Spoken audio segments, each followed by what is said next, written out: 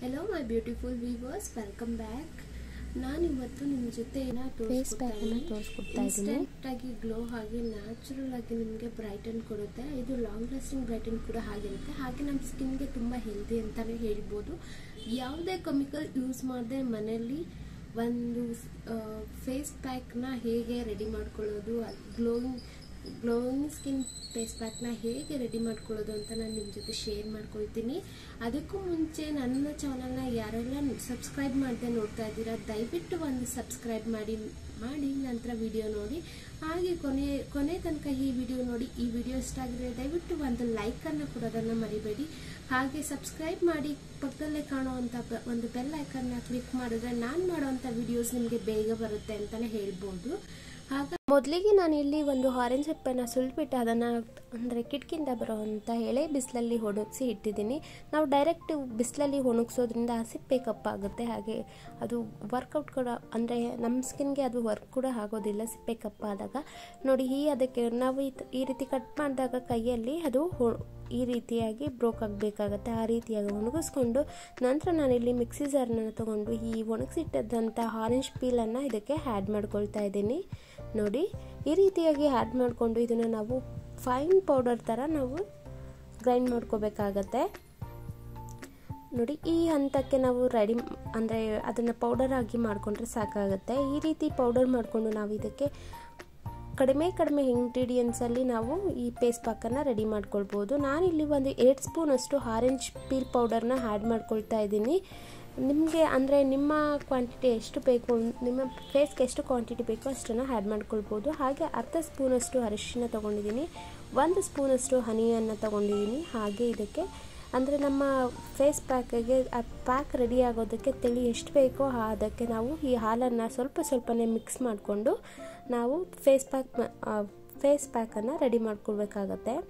ನೋಡಿ ನಾನಿಲ್ಲಿ 1 ಸ್ಪೂನನ್ನು ತೊಗೊಂಡಿದ್ದೆ, ಹಾಗಾಗಿ ಅದು ಸ್ವಲ್ಪ ಡ್ರೈ ಅನ್ನಿಸ್ತು. ಹಾಗಾಗಿ ಇನ್ನೊಂದು ಸ್ಪೂನನ್ನು ಆ್ಯಡ್ ಮಾಡಿಕೊಂಡು ಇಲ್ಲಿ ಫೇಸ್ ಪ್ಯಾಕನ್ನು ರೆಡಿ ಮಾಡ್ಕೊಳ್ತಾ ಇದ್ದೀನಿ. ಈ ಹದಕ್ಕೆ ಇದ್ರೆ ಸಾಕಾಗುತ್ತೆ. ನಾವು ಇದನ್ನು ಫೇಸ್ಗೆ ಕಂಪ್ಲೀಟಾಗಿ ಅಪ್ಲೈ ಮಾಡಿ ಬಿಡ್ಬೋದು.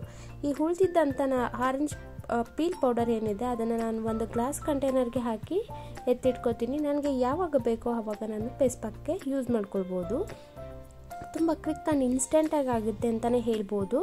ನೋಡಿ ಫೇಸ್ ಪ್ಯಾಕ್ ರೆಡಿಯಾಗಿದೆ. ಇದನ್ನು ಈಗ ಅಪ್ಲೈ ಮಾಡ್ಕೊಳ್ಳೋಣ.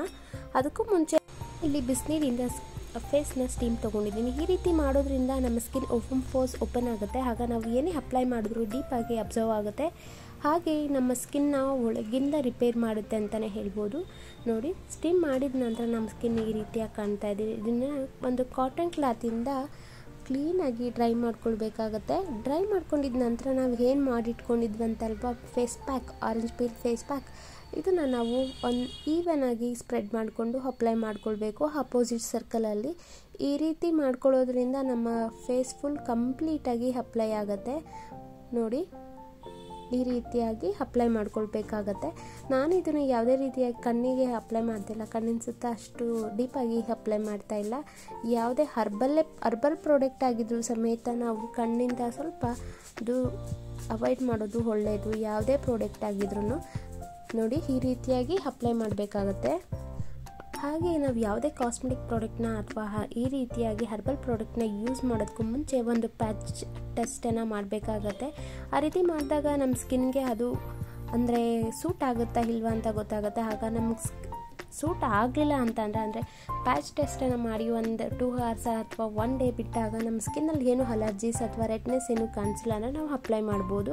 ಈ ರೀತಿ ಹರ್ಬಲ್ ಪ್ರಾಡಕ್ಟ್ ಆಗಿದ್ರು ಅಥವಾ ಹೋಮ್ಮೇಡ್ ಪ್ರಾಡಕ್ಟ್ ಆಗಿದ್ರು ನೀವು ಮಾಡೋದು ತುಂಬ ಉತ್ತಮ ಅಂತ ಹೇಳ್ತೀನಿ. ಯಾಕಂದರೆ ಫೇಸ್ ಆಗಿರೋದ್ರಿಂದ ನಮ್ಮ ಮುಖನ ನಾವೇ ಹಾಳು ಮಾಡ್ಕೊಳ್ಳೋದು ಅದು ದಡ್ಡತನ ಅಂತಲೇ ಹೇಳ್ಬೋದು. ನೋಡಿ ಈ ರೀತಿಯಾಗಿ ನಾನು ಕಂಪ್ಲೀಟಾಗಿ ಅಪ್ಲೈ ಮಾಡ್ಕೊಳ್ತಾ ಇದ್ದೀನಿ.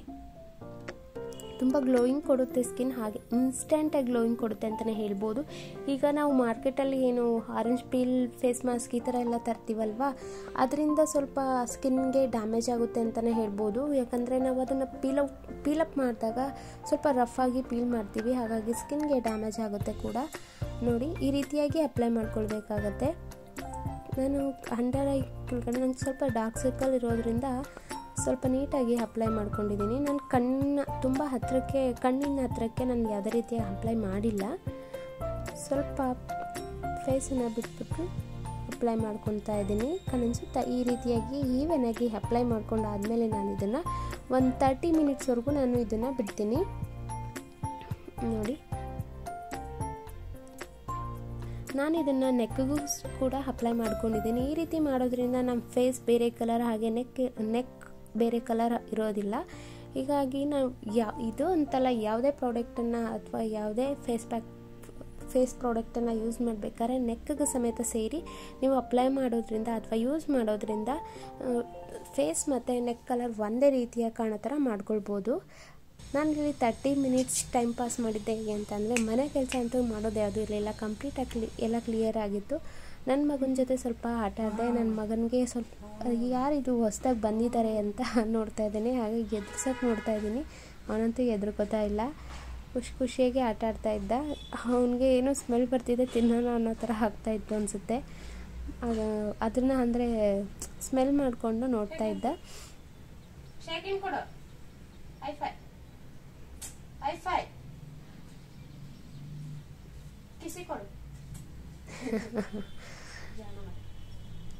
ಈ ರೀತಿಯಾಗಿ ನಾನು ಒಂದು ಅರ್ಧ ಗಂಟೆ ಆದ ನಂತರ ಕಂಪ್ಲೀಟಾಗಿ ಡ್ರೈ ಆಗಿತ್ತು. ಈ ಡ್ರೈ ಆಗಿದ್ದಂಥ ಫೇಸ್ ಪ್ಯಾಕನ್ನು ನಾನಿಲ್ಲಿ ರಿಮೂವ್ ಅಂದರೆ ವಾಶ್ ಮಾಡ್ಕೊಳ್ತಾ ಇದ್ದೀನಿ.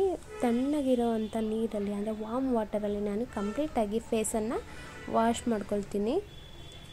ನೋಡಿ, ಫೇಸ್ ವಾಶ್ ಮಾಡಿದ್ಮೇಲೆ ಈ ರೀತಿಯಾಗಿ ಇಷ್ಟು ಬೇಗನೆ ಗೊತ್ತಾಗುತ್ತೆ ನೋಡಿ, ಗ್ಲೋಯಿಂಗ್ ಆಗಿದೆ ಸ್ಕಿನ್ ಅಂತ ಅಂದ್ಬಿಟ್ಟು.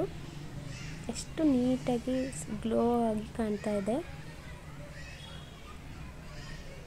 ನಾನಂತೂ ಎಲ್ಲಾದರೂ ಇನ್ಸ್ಟೆಂಟಾಗಿ ಹೋಗಬೇಕು ಅಂತ ಅಂದಾಗ ನಾನು ಈ ರೀತಿಯಾಗಿ ಪೌಡರ್ ಮಾಡಿಟ್ಟಿರ್ತೀನಲ್ವ, ಒಂದು 30 ಮಿನಿಟ್ಸ್ ಮುಂಚೆನೇ ಈ ರೀತಿ ಮಾಡಿ ಫೇಸ್ಗೆ ಅಪ್ಲೈ ಮಾಡಿಬಿಟ್ಟು ನಾನು ಈ ರೀತಿಯಾಗಿ ಫೇಸ್ ಪ್ಯಾಕನ್ನು ಮಾಡಿಕೊಂಡು ಹೋಗ್ತೀನಿ. ಅದಾದ ನಂತರ ನಾನಿಲ್ಲಿ ಈ ಸ್ಟೀಮನ್ನು ತೊಗೊಂಡಿದ್ದಾಗ ನಮಗೆ ಅಂದರೆ ಸ್ಕಿನ್ ಫೋರ್ಸ್ ಎಲ್ಲ ಓಪನ್ ಆಗಿರುತ್ತಲ್ವ, ಅದನ್ನು ಸಾಫ್ಟ್ ಮಾಡಬೇಕು ಅಥವಾ ಕೂಲ್ ಮಾಡಬೇಕು ಅಂತಂದರೆ ನಾವಿಲ್ಲಿ ಐಸ್ ಕ್ಯೂಬನ್ನು ಈ ರೀತಿಯಾಗಿ ಮಸಾಜ್ ಮಾಡೋದ್ರಿಂದ ನಮ್ಮ ಸ್ಕಿನ್ಗೆ ಕೂಲಿಂಗ್ ಆಗುತ್ತೆ, ಹಾಗೆ ಗ್ಲೋಯಿಂಗ್ ಕೂಡ ಆಗುತ್ತೆ. ಅರ್ಲಿ ಮಾರ್ನಿಂಗ್ ಈ ರೀತಿಯಾಗಿ ಐಸ್ ಕ್ಯೂಬಿಂದ ನಮ್ಮ ಸ್ಕಿನ್ನನ್ನು ಮಸಾಜ್ ಮಾಡೋದ್ರಿಂದ ತುಂಬ ಗ್ಲೋಯಿಂಗ್ ಆಗುತ್ತೆ ಅಂತಲೇ ಹೇಳ್ಬೋದು. ಯಾವುದೇ ಫೇಸ್ ಪ್ಯಾಕ್ ಅಥವಾ ಸ್ಕ್ರಬ್ಬರ್ ಯೂಸ್ ಮಾಡಿದ ನಂತರ ನಾವು ಈ ರೀತಿ ಮಾಡೋದ್ರಿಂದ ಅಂದರೆ ಐಸ್ ಕ್ಯೂಬಿಂದ ಈ ರೀತಿ ಮಸಾಜ್ ಮಾಡೋದ್ರಿಂದ ನಮ್ಮ ಸ್ಕಿನ್ ಕೂಲಾಗಿ ಒಂಥರ ಅಂದರೆ ಇದರಿಂದ ಐಸ್ ಕ್ಯೂಬನ್ನು ಯೂಸ್ ಮಾಡೋದ್ರಿಂದ ಬ್ಲಡ್ ಸರ್ಕ್ಯುಲೇಷನ್ ಕೂಡ ಚೆನ್ನಾಗಾಗಿ ಗ್ಲೋಯಿಂಗ್ ಕೊಡುತ್ತೆ ಅಂತಲೇ ಹೇಳ್ಬೋದು. ನೋಡಿ, ಈ ರೀತಿಯಾಗಿ ಕಂಪ್ಲೀಟಾಗಿ ನಾನು ಐಸ್ ಕ್ಯೂಬಿಂದ ನನ್ನ ಫೇಸ್ನ ಮಸಾಜ್ ಮಾಡ್ಕೊಳ್ತಾ ಇದ್ದೀನಿ. ಕಂಪ್ಲೀಟಾಗಿ ಈವನಾಗಿ ನಾನು ಇಲ್ಲಿ ಐಸ್ ಕ್ಯೂಬಿಂದ ಮಸಾಜ್ ಮಾಡ್ಕೊಂಡಿದ್ದೀನಿ. ಈ ರೀತಿಯಾಗಿತ್ತು ನನ್ನ ಈ ಐಸ್ ಕ್ಯೂಬ್ ಮಸಾಜ್. ಈಗ ಒಂದು ಡ್ರೈ ಕಾಟನ್ ಕ್ಲಾತಿಂದ ನೀಟಾಗಿ ಇದನ್ನು ಅಂದರೆ ಡ್ರೈ ಮಾಡ್ಕೊಳ್ತಾ ಇದ್ದೀನಿ. ನೋಡಿ, ಇನ್ಸ್ಟಂಟಾಗಿ ಗ್ಲೋಯಿಂಗಾಗಿ ಕಾಣ್ತಿದೆ ಅಂತಲೇ ಹೇಳ್ಬೋದು. ನನಗೆ ಕ್ಯಾಮ್ರಾದಲ್ಲಿ ಹೇಗೆ ಕಾಣ್ತಿದೆಯೋ ಗೊತ್ತಿಲ್ಲ, ಬಟ್ ನನ್ನ ಸ್ಕಿನ್ನನ್ನು ಫೀಲ್ ಮಾಡಿದಾಗ ತುಂಬ ಸಾಫ್ಟ್ ಅನ್ನೋ ಥರ ಫೀಲ್ ಬಂತು. ಹಾಗೆ ನನ್ನ ಫೇಸನ್ನು ನಾನು ನೋಡಿದಾಗ ಒಂದೇ ಟೈಮಲ್ಲಿ ಗ್ಲೋಯಿಂಗ್ ಆಗಿದೆ ಅಂತ ಕೂಡ ಅನ್ನಿಸ್ತು. ನೋಡಿ, ನಾನು ಯಾವುದೇ ರೀತಿಯ ಕ್ರೀಮ್ ಮಾಯ್ಶ್ಚರೈಸರ್ ಏನೂ ಅಪ್ಲೈ ಮಾಡಿಲ್ಲ, ಹಾಗೆ ಡೈರೆಕ್ಟಾಗಿ ನಿಮ್ಮ ಮುಂದೆ ಈ ರೀತಿಯಾಗಿ ತೋರಿಸ್ತಾ ಇದ್ದೀನಿ. ತುಂಬ ಸಾಫ್ಟಾಗಿರುತ್ತೆ ಸ್ಕಿನ್ ಅಂತಲೇ ಹೇಳ್ಬೋದು. ನೀವೆಲ್ಲಾದರೂ ಇನ್ಸ್ಟೆಂಟಾಗಿ ಹೋಗಬೇಕು ಅಥವಾ ನಿಮಗೆ ಈ ಇನ್ಸ್ಟೆಂಟಾಗಿ ಹೋಗಬೇಕು ಹಾಗೆ ಅಥವಾ ಯಾವುದೇ ಕೆಮಿಕಲ್ ಪ್ರಾಡಕ್ಟ್ನ ಯೂಸ್ ಮಾಡೋಕ್ಕೆ ಇಷ್ಟ ಇಲ್ಲ ಅಂತ ಅನ್ನೋರು ಈ ಪ್ರಾಡಕ್ಟ್ನ ಅಂದರೆ ಈ ಹೋಮ್ ಮೇಡ್ ಫೇಸ್ ಪ್ಯಾಕನ್ನು ಟ್ರೈ ಮಾಡಿ ನಿಮ್ಮ ರಿಸಲ್ಟ್ನ ನಿಮ್ಮ ಅನಿಸಿಕೆಗಳನ್ನ ಕಾಮೆಂಟ್ ಬಾಕ್ಸಲ್ಲಿ ತಿಳಿಸಿ ಅಂತ ಹೇಳ್ತಾ ಈ ವ್ಲಾಗನ್ನು ಇಲ್ಲಿಗೆ ಎಂಡ್ ಮಾಡ್ತಾ ಇದ್ದೀನಿ. Thank you so much for watching. Next ವಿಡಿಯೋದಲ್ಲಿ ಸಿಗೋಣ. ಟೇಕ್ ಕೇರ್, ಬಾಯ್.